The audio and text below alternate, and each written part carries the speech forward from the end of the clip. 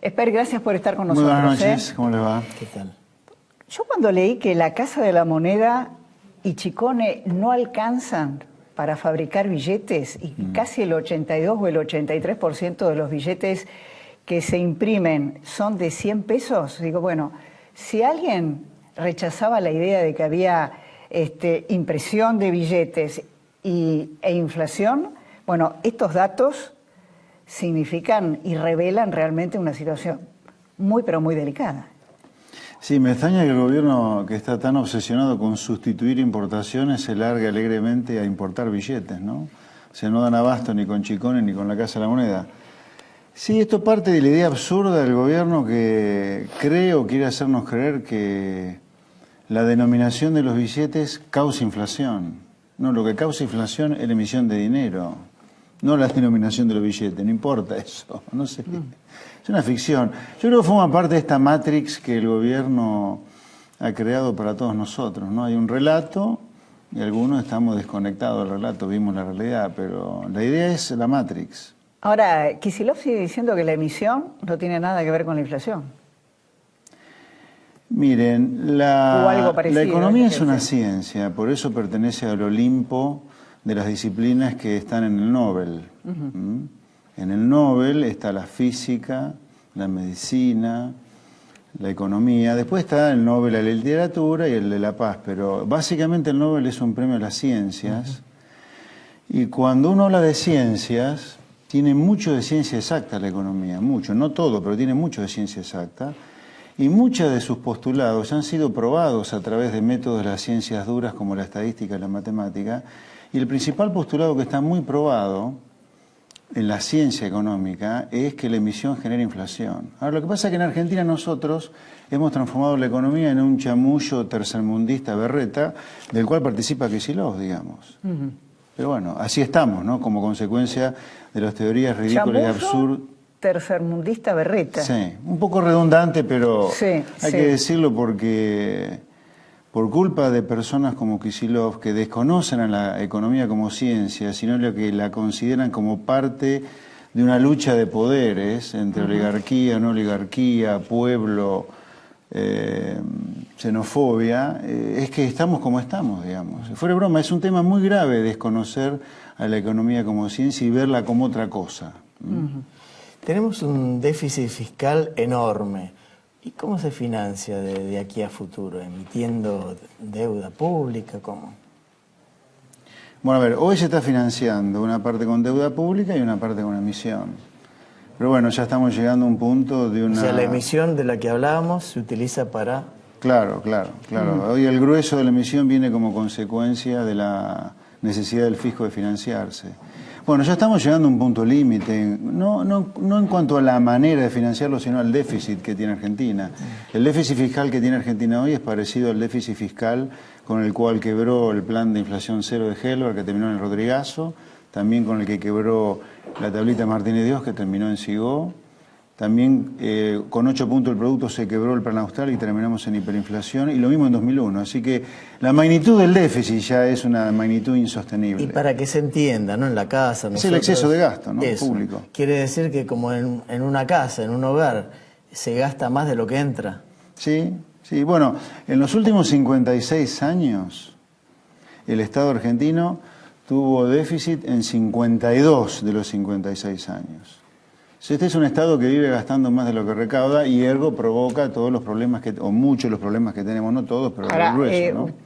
Vos La hablaste hiperinflación, las devaluaciones locas, la confiscación de depósitos, el default de la deuda, son todos causados por el déficit fiscal. ¿La devaluación es inevitable para el próximo gobierno? Porque por acá Piñalé dijo, no hay que temerle a la palabra, nos vamos a enfrentar a esa situación. De devaluar. De evaluar. Sí, digamos, a ver, Argentina va a devaluar, independientemente de que alguien cuando llegue el diciembre lo niegue o no lo niegue, aguantará un tiempo, pero a la larga va a devaluar, sí. Sí, porque los costos en dólares de Argentina son impagables. Además, bueno, ya ni la soja es rentable, además de que la industria, digamos, los tamberos tiran la leche, el que produce citrus también. O sea, sin duda Argentina ya tiene un nivel de costo en dólares impagable. Y va a devaluar, no importa si el elegido sea Scioli, Macri o Massa. Bueno, ese es el punto. Capaz que alguno de ellos, no sé quién, Porque cuidado con lo que dicen, que puede ser diferente a lo que hagan, porque después de la experiencia Menem todos pueden traicionar, ¿no? Menem 88-89, digo, ¿no? 88-90. Pero aunque lo niegan, algún día van a tener que hacerlo, sí.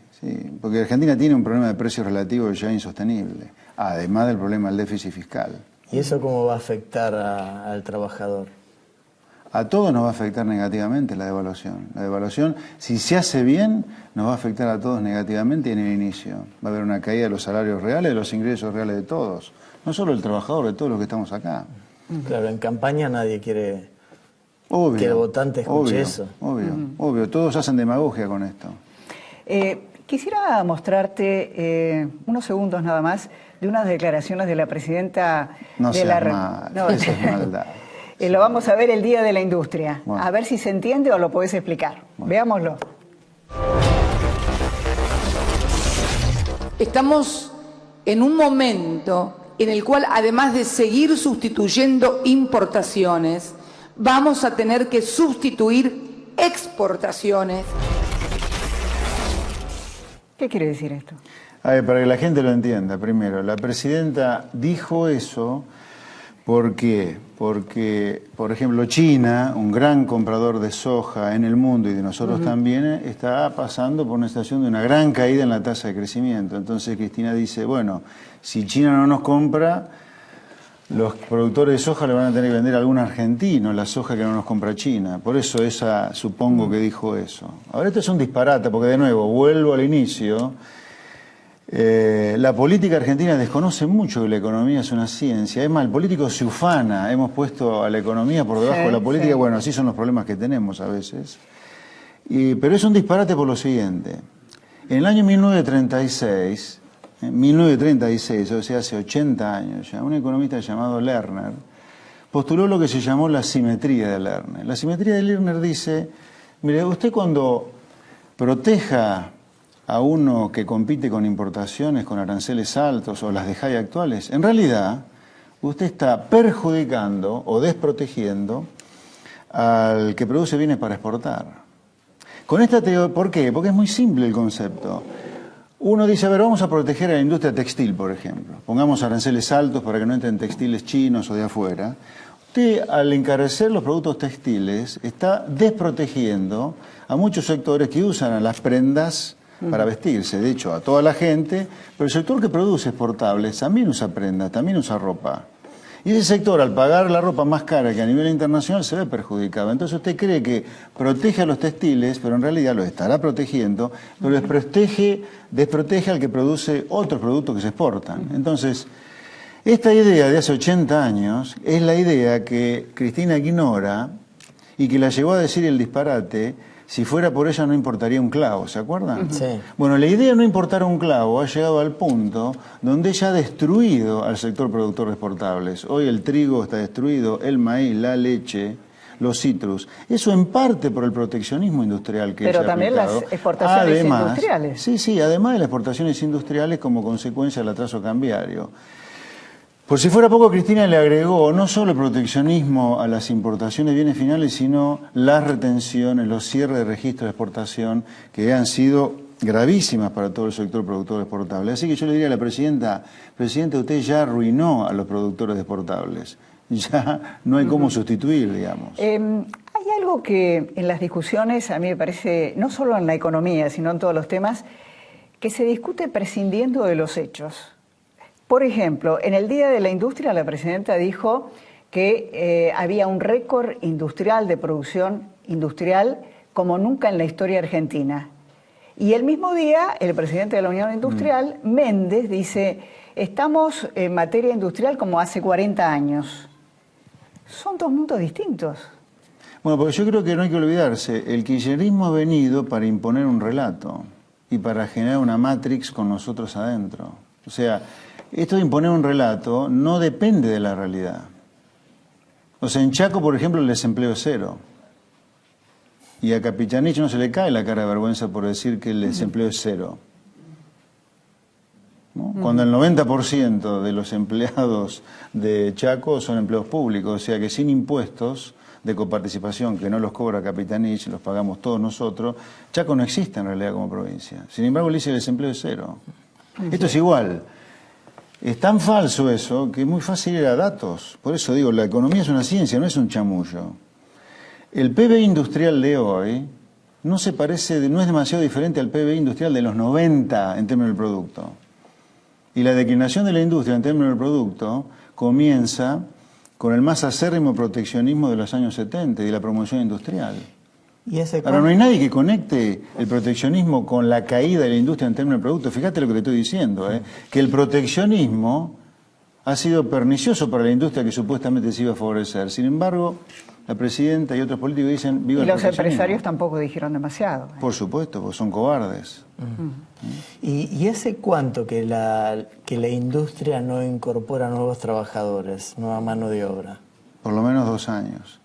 Ya, te diría, estamos a mediados de, bueno, estamos en septiembre de 2015, te diría por lo menos, sí, 2 años. ¿Y reemplaza al que se jubila o al que echa? No, Tampoco. no. O sea, cada vez hay menos trabajadores en la industria. Sí, claro. De todos los equipos económicos de los 3 posibles candidatos, los más importantes, por lo menos con más posibilidades, ¿quién tiene la visión de futuro, a tu juicio, más claro? ¿O crees que todavía no se atreven a asumir lo que verdaderamente van a heredar? Yo insisto con esto, cuidado con lo que dicen porque puede tener poco que ver con lo que hagan después. Yo creo que a lo mejor esconden un poco lo que van a hacer. Pero yo vuelvo a algo que hemos hablado acá. Yo creo que frente a los desafíos que propone la economía argentina, vos tenés 3 alternativas. Una, un plan A, que es riesgoso si no tiene apoyo político, que es un gran ajuste, pero si no tenés apoyo político de acá y afuera es riesgoso. Un plan B, que es gradualismo. El gradualismo te va a dejar en este fango de crecemos un poquito, caemos después durante mucho tiempo y podés terminar en crisis. Y el plan C, que sería no hacer nada, seguir igual, que eso sí te lleva a una crisis en algún momento del próximo mandato. Hace un tiempo leí una columna bastante provocativa tuya que hablaba sobre el Banco Central. ¿Hay vaciamiento doloso, como jugabas con ese término en esa columna? Yo no me acuerdo por qué dije doloso. Sé que lo dije, no recuerdo en este momento el por qué, como escribo mucho. Pero doloso en el sentido... doloso en el sentido de cómo se había violentado la Carta Orgánica del Central, en ese sentido doloso, ¿no? Hay una violentación muy fuerte de la Carta Orgánica del Central, en el sentido de usar reservas para cosas mucho más allá de lo que la Carta Orgánica te permite. O sea, las letras intransferibles, es un tema muy técnico tal vez, ¿no? Pero las letras intransferibles estas que se utilizan para financiar al fisco tienen límites muy estrictos que no se están respetando en la Carta Orgánica. ¿Y hoy cuántos son realmente las reservas? Bueno, ahí yo te diría, nadie seriamente te puede decir si los 33.500 millones de dólares que publica el Banco Central están o no. ¿No? Negar que están es temerario, afirmar que están es poner las manos en el fuego por alguien medio peligroso como es el Banco Central. Pero el Banco Central publica eso, ahora si están o no, no lo sé. Ahora, lo que sí te digo, que aunque estuvieran, es un dibujo ese número. ¿Por qué? Porque 8.500 millones de dólares, casi 9.000, son de los depositantes en dólares en los bancos. Hay otros 8.500 millones de dólares que es el swap chino. No sé si ustedes lo saben, pero las únicas monedas que pueden ser reservas en los bancos centrales son el dólar americano, el euro, la libra esterlina y el yen japonés. No hay ninguna otra moneda autorizada por la autoridad de aplicación de esto, que es el Fondo Monetario, para poner monedas internacionales en las reservas. Argentina pone casi 9.000 millones de dólares de yuanes en la reserva. No se puede hacer eso. Pero bueno, los pone. Hay otros 8.500 millones de dólares que son de importaciones que el Banco Central no está pagando y otros tantos de utilidades de filiales de matrices extranjeras que no las giran porque no eran los dólares. O sea, en realidad las reservas que tiene el Banco Central, si las tuviera, son una ficción porque hay monedas que no son monedas de reserva en el mundo y luego es el default básicamente de la deuda y el tipo de cambio. Y si por esto que nos contás y los números del INDEC, digamos, si no hay números ciertos económicos en la Argentina, ¿en base a qué los economistas de los distintos candidatos a presidente hacen sus diagnósticos? No, pero la pregunta tuya nos incumbe a todos, Sí, aún en mi caso que la política no me importa, digamos, ¿no? Bueno, tendría que contarte cuestiones muy técnicas, pero ¿cómo hacemos nosotros con estadísticas truchas para poder tomar el termómetro, el pulso de lo que le pasa a Argentina? Esa es un poco tu pregunta, Sí. ¿no? Bueno, en el caso del déficit fiscal hay un montón de medidas que uno puede tomar para medir realmente cuál es el déficit. Porque uno dice, el Banco Central te pone como si fuera el IVA las ganancias que distribuye, y eso en realidad es financiamiento del déficit, no es el IVA. Es decir, el próximo gobierno tiene que volver al INDEC que había antes. A ver, cuidado con los verbos. ¿Querrá? Tiene que. Yo no sé si tiene que. O sea, yo creo que el deber sí es eso. Ahora, la necesidad. Debería. Debería. Yo lo pondría así, debería. Debería. Nosotros no podemos seguir siendo el único país en el mundo que el relato político lo lleva al extremo de que el Instituto de Estadística es un medio de propaganda del gobierno. Nosotros no podemos, no deberíamos seguir con el cepo, porque los países que tienen cepo son países que viven en la miseria literal, como Angola, que tiene un ingreso per cápita de $1.500, el 10% de nuestro ingreso.